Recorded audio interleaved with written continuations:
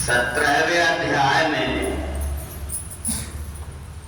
3 प्रकार की हमारी परमात्मा की भक्ति का वर्णन। अफलाकांक्षी भिर्यज्ञो विधि दृष्टो युज्यते यस्तत्व में वेति मना समाधाय सात्विका।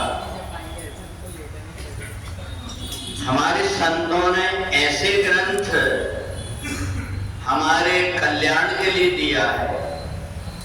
इन ग्रंथों के सुनने से हमारी बुद्धि ठीक हो जाती है। चाहे आप गीता सुन लें, ज्ञानेश्वरी सुन लें या सुखमनी पढ़ लें, अपने अंदर के जितने प्रकार के पाप कर्म हैं वो सब नष्ट हो जाते हैं। बशर्ते हमारी भावना पवित्र होना चाहिए।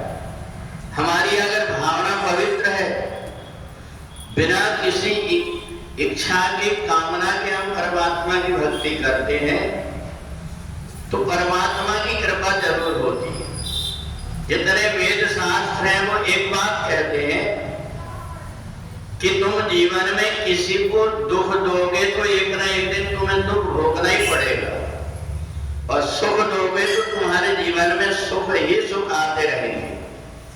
तो इसलिए परमात्मा हमें जीवन में दुख नहीं देता। परमात्मा हमें अपने कर्मों का फल देता है। हमने जो कुछ किया, बहुत से व्यक्ति परमात्मा की भक्ति करके अपना उद्धार कर लेते हैं, और बहुत से ऐसे व्यक्ति हैं जो कई प्रकार के तंत्र मंत्र करके दूसरों को सताते हैं। जो दूसरों को सताते हैं, जीवन में उनका कभी कल्याण नहीं होता। उन्हें कई जन्मों तक नरक जाना पड़ता है। आज जो नरक चतुर्दशी है, ये उन्हीं के लिए बनाई गई है जो दूसरों को सताते हैं, दूसरों को कष्ट देते हैं। तो इसलिए अगर धर्म कोई है संसार में, तो परहित सरिस धर्म नहीं भाई।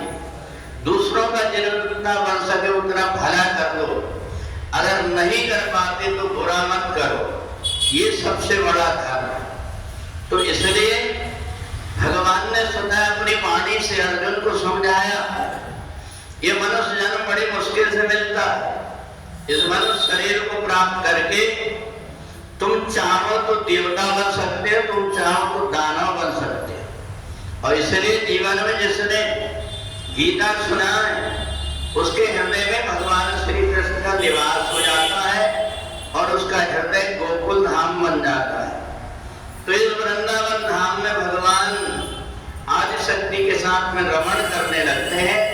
अब वो व्यक्ति जिसने गीता पढ़ा हुआ है, उसको यही पता नहीं लगता कि इतने सारे परिस्थिति आती मेरे सामने, और मेरे जीवन में आनंद ही आनंद क्यों।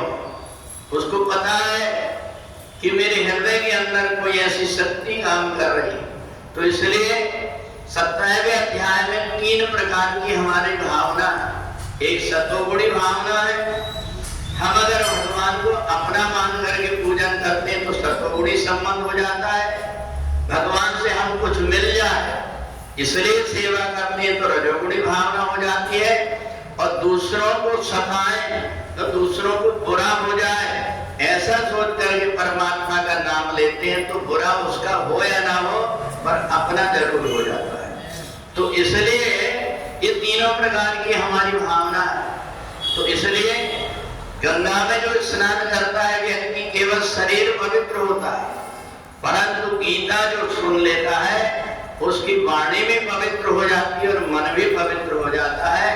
तो इसलिए शरीर, मन और वाणी तीनों पवित्र हो जाए, इसलिए भगवान ने गीता को माध्यम बना करके अर्जुन को उपदेश दिया। आज की जैसे नरक चतुर्दशी है, इस नरक चतुर्दशी के दिन एक दिन भी साल में कोई व्यक्ति आकर के भगवान की शरण ग्रहण कर लेता है तो उसको फिर नरक में नहीं जाना पड़ता। इसलिए ऐसे ऐसे उपाय हमारे संतों ने बनाया हुआ है। फिर भी अगर व्यक्ति उनका लाभ नहीं ले पाता तो सो परत्र पावही सिर धुन पछता है, बाद में उसको पछताना पड़ता है। तो इसलिए कार्तिक का जो महीना है, इसकी एक एक तिथियां, ये 5 दिन विशेष रूप से जो है आज से जो शुरू हो रहा है धनतेरस से लेकर के और द्वितीया तक जो भी इन 5 दिनों में पूजन कर लेता है 1 महीने के पूजन का पुण्य मिल जाता है। जय बोलिए वृंदावन बिहारी।